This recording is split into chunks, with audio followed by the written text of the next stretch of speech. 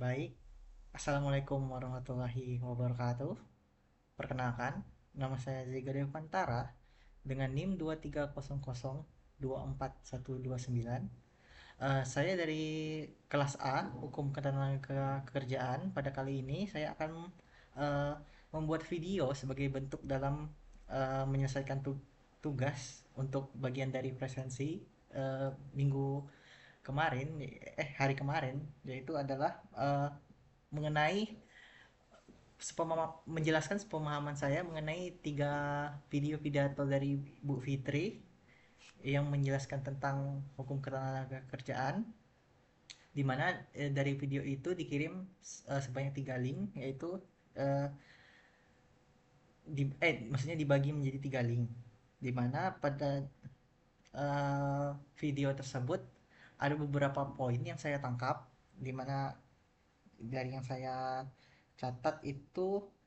yang pertama itu mengenai keterlibatan negara dalam hukum ketenagakerjaan dan alasan kenapa negara itu ikut campur mengenai terlibat dalam hukum ketenagakerjaan. Di mana di sini itu eh, timbul pertanyaan mengapa sih sebenarnya negara itu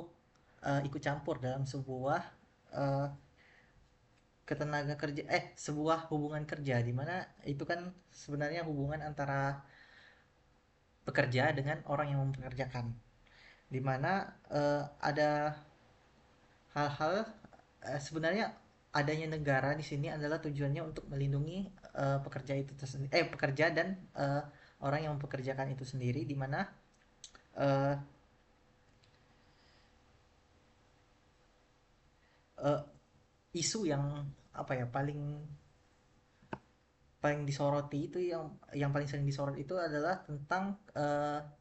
kekuatan dari pihak, di mana kita sering ketemu meskipun memang sebenarnya bentuknya perjanjian, tapi antara pekerja dengan orang yang mempekerjakan itu posisinya tidak setara, karena orang yang bekerja di sini posisinya adalah orang yang membutuhkan, sedangkan ya sedangkan orang yang mempekerjakan ini memiliki kekuatan hukum lebih. Di sini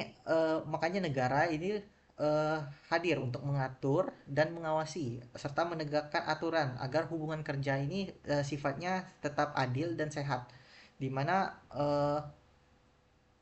hal ini bukan berarti negara itu ikut campur dalam urusan eh, ke urusan antara pekerja dan orang yang mempekerjakan, yang adalah eh, urusan keperdataan, di mana hadirnya negara di sini adalah untuk melindungi. Di sini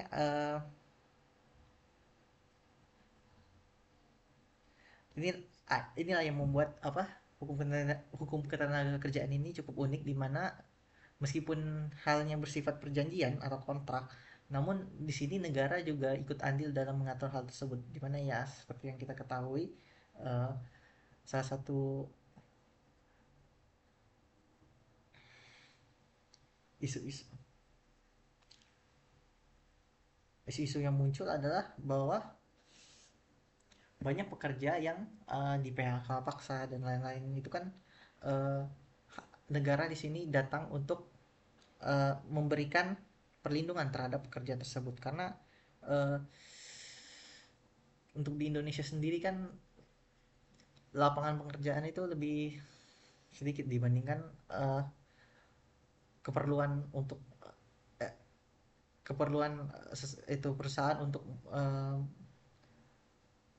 akan tenaga kerja. Kemudian dalam pidato tersebut itu ada membahas mengenai apa sih tantangan-tantangan dalam dunia ketenaga kerjaan itu. Sebesarnya itu adalah ada beberapa hal yang saya tangkap itu sekitar dalam catatan saya ada 8. Yang pertama itu mengenai aturan yang kontroversial, yaitu ada banyak kebijakan yang menimbulkan perdebatan luas di masyarakat. Contohnya mengenai isu pengesahan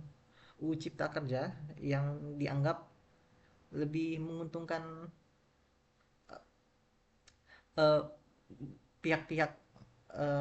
kapital dibandingkan para pekerjanya sendiri. Ini dibuktikan lagi dari apa ya,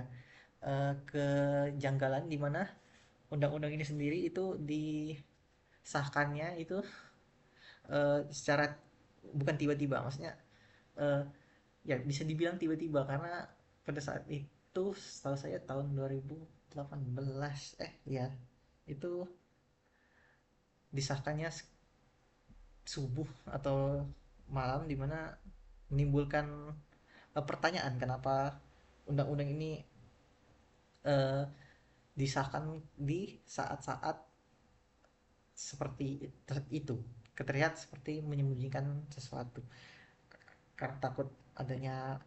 kemarahan dari rakyat. Kemudian ada tentunya hal yang paling klasik adalah mengenai lapangan kerja dan angka pengangguran yang tinggi. Di mana eh, ini merupakan PR yang sampai sekarang belum selesai karena Indonesia eh, lapangan kerja yang dibuka itu sedikit, belum lagi janji-janji yang biasanya membuat eh, janji-janji politik itu kan salah satunya yang paling sering digembor-gemborkan itu adalah membuka lapangan pekerjaan, di mana sampai sekarang bisa dibilang belum belum kelihatan terwujudnya bagaimana seperti masa kepemimpinan Prabowo pada saat ini untuk ingin membuka 19 juta pekerjaan sampai sekarang tidak tahu itu kejelasannya bagaimana. Mungkin maksudnya melalui SPPG itu pun juga masuknya memasukkan pihak-pihak yang seharusnya tidak terlibat dalam bidang tersebut. Kemudian itu ada poin ketiga itu adalah tentang perselisihan hubungan kerja, di mana itu ada konflik antara pekerja dan pengusaha yang sering terjadi berlarut-larut. Kemudian ada oh ya mengenai pekerjaan perempuan seperti adanya diskriminasi, di mana banyak ketidakadilan dan kerentanan yang dialami oleh perempuan karena budaya patriarki juga, di mana seperti ketimpangan upah, terus cuti hamil dan diskriminasi lainnya di mana perusahaan menolak untuk meng-hire atau merekrut perempuan dikarenakan uh, ketakutan perusahaan karena perempuan bisa saja sewaktu-waktu uh, melahirkan dan harus mencari sumber daya masuk kerja lain untuk menutupi job desk dari perempuan itu yang untuk saat ini uh, masih sering menjadi masalah tentunya, meskipun kita untuk uh, upah ya, ketimpangan upah ini lebih sering ditemukan di tempat lain daripada di Indonesia karena di Indonesia sendiri kita ada UMR tapi bukan menafikan fakta bahwa masih ada beberapa perusahaan yang memberikan perlakuan berbeda atau diskriminasi kepada pekerja-pekerja perempuan ini. Kemudian ada poin selanjutnya itu mengenai ada pekerja di luar hubungan kerja di mana di era ekonomi digital ini banyak orang pekerja yang tidak diberikan perlindungan di mana ada pekerja yang tanpa kontrak perjanjian dan lain-lain yang itu yang rentan sekali untuk dieksploitasi. Kemudian itu saja itu singkat saja. Kemudian ada tentang digitalisasi dunia kerja seperti WFA dan lain-lain di mana teknologi ini bisa saja mengubah segalanya bisa mengubah pola bagaimana kita bekerja dan menyingkirkan bisa dibilang menyingkirkan beberapa industri karena ada beberapa teknologi yang bisa uh, menggantikan kerja manusia yang sebenarnya ada sisi baiknya tapi ada juga sisi buruknya apalagi bagi pekerja-pekerja berat biasanya. Kemudian selanjutnya itu mengenai pekerja migran. Ini pekerja migran ini yang uh, banyak sekali permasalahannya di mana orang-orang Indonesia yang bekerja di luar itu kan biasanya untuk mengirimkan uang kepada uh, keluarga-keluarganya di sini yang dimana bisa dibilang pekerja migran ini adalah pahlawan devisanya negara, dimana akan tetapi hal ini tetap menimbulkan berbagai permasalahan karena minimnya lapangan kerja membuat di dalam negeri membuat orang-orang kebelet untuk bekerja di luar negeri. Eh, Tidak buruk sebenarnya, sangat bagus untuknya sebenarnya karena dengan kita mengkonvert uang luar ke Indonesia kan bisa bisa menambah menambah pendapatan devisa kita. Di mana akan tetapi dengan hal ini itu dengan apa terglorifikasinya juga bekerja di luar negeri itu banyak ditemukan di mana migrasi-migrasi ini eh, tidak melalui jalur atau program yang legal di mana hal ini sebenarnya menimbulkan eh, isu-isu di mana banyak terjadinya eksploitasi seperti contohnya pekerja migrasi di Kamboja yang mana itu mereka keluar tanpa dokumen resmi dan lain-lain. Ya, seperti itu di mana cukup prihatin ya karena mereka diiming-imingi pendapatan yang besar untuk menghidupi keluarganya mereka tapi malah dieksploitasi. Padahal mereka meskipun legal dan ilegal itu sama-sama menyumbang devisa untuk negara. Kemudian itu ada mengenai jaminan sosial, di mana ada masih banyak pekerja yang belum terlindungi oleh sistem jaminan seperti BPJS Ketenagakerjaan. Eh, ada ketimpangan atau diskriminasi lah mengenai pelayanannya, eh, di mana bisa kita lihat pengguna BPJS dengan pengguna reg, umum eh, itu perlakuannya beda sekali seperti di mana pengguna BPJS ini sekali padahal mereka membayar setiap bulannya dipotong dari gaji mereka akan tetapi em, sangat terlihat di sini perbedaannya di mana eh, pengguna BPJS Ketenagakerjaan ini seringkali terlihat seperti seseorang yang tidak membayar gitu padahal mereka membayar setiap bulan mau mereka sakit atau tidak. Terus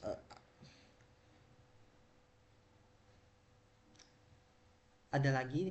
di catatan saya ini eh, itu mengenai oh enggak ya itu cuman itu saja ada 8 poin yaitu saya ringkas lagi yaitu mengenai aturan yang kontroversial yaitu mengenai UU Cipta Kerja kemudian mengenai lapangan pekerja lapangan kerja dan pengangguran yang banyak di mana sering ditemukan hal yang paling basic dalam hukum hukum ketenagakerjaan kemudian ada perselisihan hubungan kerja itu yang ketiga dan yang keempat itu ada diskriminasi terhadap pekerja perempuan kemudian ada pekerja di luar kontrak atau pekerja di luar hubungan kerja kemudian ada digitalisasi dalam dunia kerja kemudian ada mengenai pekerja migran tadi dan yang terakhir adalah mengenai jaminan sosial itu aja sih yang disampaikan dalam pidatonya Bu Fitri pada tiga link video di atas untuk video ketiganya saya lihat hanya sambutan bukan sambutan ucapan terima kasih dari Bu Fitrinya terus ada mention-mention juga beberapa contoh kasus ya, seperti kasus COVID-19 itu banyak kasus PHK dan lain-lain ya intinya dalam tiga video itu ada 8 poin lah yang saya sebutkan tadi oke baik sampai di situ saja mungkin sepemahaman saya akan uh, tiga pidato yang disampaikan oleh Bu Fitri pada video tersebut. Uh, uh, Sekali lagi terima kasih karena sudah mendengarkan. Hmm.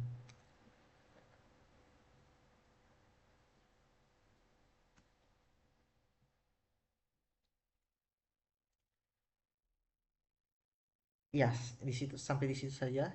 uh, videonya. Terima kasih. Saya akhiri. Wabillahi taufiq wal hidayah. Wassalamualaikum warahmatullahi wabarakatuh. See ya.